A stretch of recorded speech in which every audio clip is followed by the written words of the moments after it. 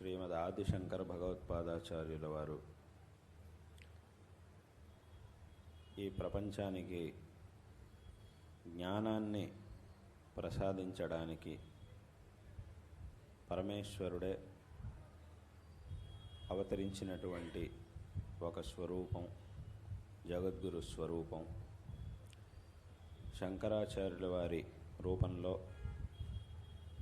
ఆ పరమాత్మ అవతరించి ఈ జగత్తుకి కావలసినటువంటి జ్ఞానాన్ని, జగత్తు యొక్క ఉద్ధారానికి కావలసినటువంటి జ్ఞానాన్ని ప్రసాదించాడు పరమేశ్వరుడు. శంకరాచార్యుల వారి అవతారం గురించి చెప్పేటటువంటి ఒక శ్లోకం శంకర దిగ్విజయంలో ప్రసిద్ధంగా ఉన్నటువంటి శ్లోకమే. అజ్ఞానాంతర్గహన పతితాన్ ఆత్మవిద్యోపదేశైః త్రాతుం లోకాన్ భవదవశిఖాతాపపాపచ్యమానాన్ ముక్త్వా మౌనం వటవిటపినో మూలతో నిష్పతంతి శంభోర్మూర్తిశ్చరతి భువనే శంకరాచార్య రూప అని ఈ శ్లోకం శంకర దిగ్విజయంలో శంకరాచార్యుల వారు ఆ పరమాత్మ దక్షిణామూర్తి యొక్క అవతారము అని చెప్పేటటువంటి శ్లోకం ఇది.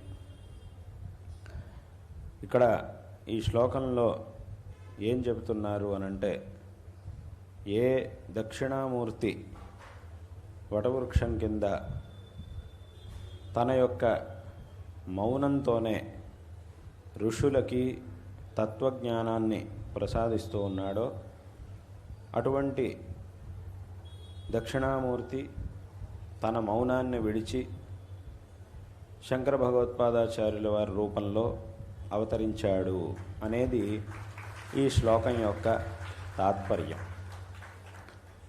దీని ద్వారా మనం తెలుసుకోవాల్సినటువంటి విషయం ఏమిటి అనంటే,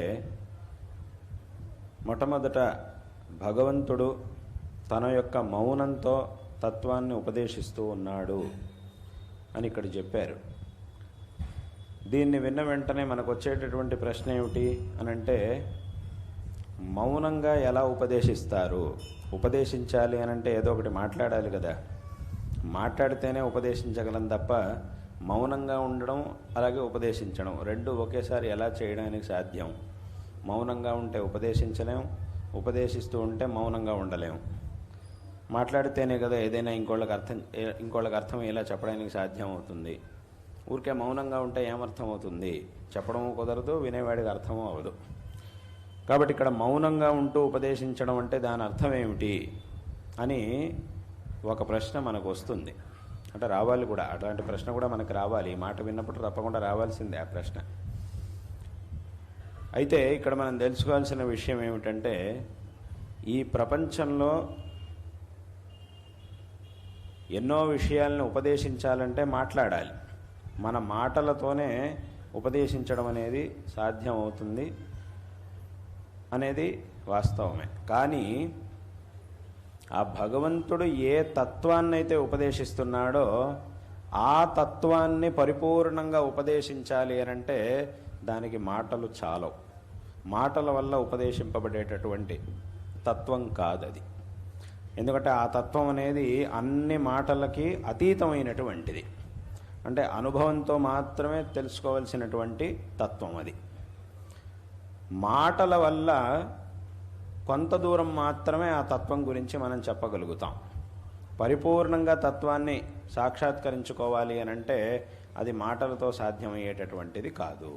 పరిపూర్ణమైనటువంటి తత్వాన్ని మాటలతో ఉపదేశించడం అనేది సాధ్యం కాదు. కావాలంటే ఆ తత్వానికి సంబంధించిన కొన్ని విషయాల్ని కావాలంటే చెప్పగలుగుతాం మాటలతో.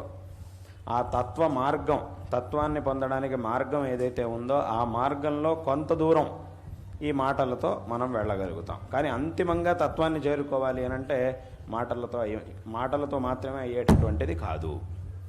కాబట్టి భగవంతుడు తన యొక్క మౌనంతోనే ఆ తత్వాన్ని ఉపదేశిస్తూ ఉన్నాడు అని దాని యొక్క అర్థం. అంటే ఎలాగా అనంటే, ఇప్పుడు ఈ లోకంలో కొన్ని విషయాలు అనుభవంతో మాత్రమే తెలుసుకోవాలి కొన్ని విషయాల్ని. ఎప్పుడైతే ఆ విషయాన్ని మనం అనుభవిస్తున్నామో అప్పుడు ఇంకా మాటలతో పని లేదు. కొన్ని విషయాలు లోకంలో ఎలా ఉంటాయి అని అంటే దాని గురించి ఎంత మాట్లాడినా కూడా అనుభవానికి మనం తెచ్చుకోలేం. అనుభవానికి తెచ్చుకున్న తర్వాత మాటలు అవసరం లేదు. ఉదాహరణ చెప్పాలి అనంటే దాన్ని కూడా ప్రసిద్ధంగా చెప్పేటటువంటి ఉదాహరణ ఏమిటి అనంటే, ఇప్పుడు పంచదార ఉంది, దాని యొక్క మాధుర్యం, పంచదార యొక్క రుచి ఎలా ఉంటుంది అని అడిగినప్పుడు తీయగా ఉంటుంది అని మనం చెప్తాం. ఇక్కడ తీయగా ఉంటుంది తీయగా ఉంటుంది తీయగా ఉంటుంది అని ఒక 100 సార్లు చెప్పినా కూడా ఆ మాధుర్యం ఎలా ఉంటుందనేది మనకు అనుభవానికి రాదు. ఓకే, తీయగా ఉంటుంది అని ఆయన చెప్పాడు కాబట్టి అది తీయగా ఉంటుందిట అని మనం అంటాం, అటా అని అంటాం అంతే. పంచదార ఎలా ఉంటుందండి అని అన్నప్పుడు ఇంకొక ఆయన చెప్పిన మాటలు విని అది తీయగా ఉంటుంది అని ఇంకోళ్ళ నుంచి విన్న తర్వాత మనం ఏమంటాం, ఈయన చెప్తున్నాడు కాబట్టి పంచదార తీయగా ఉంటుందిట అని అంటాం.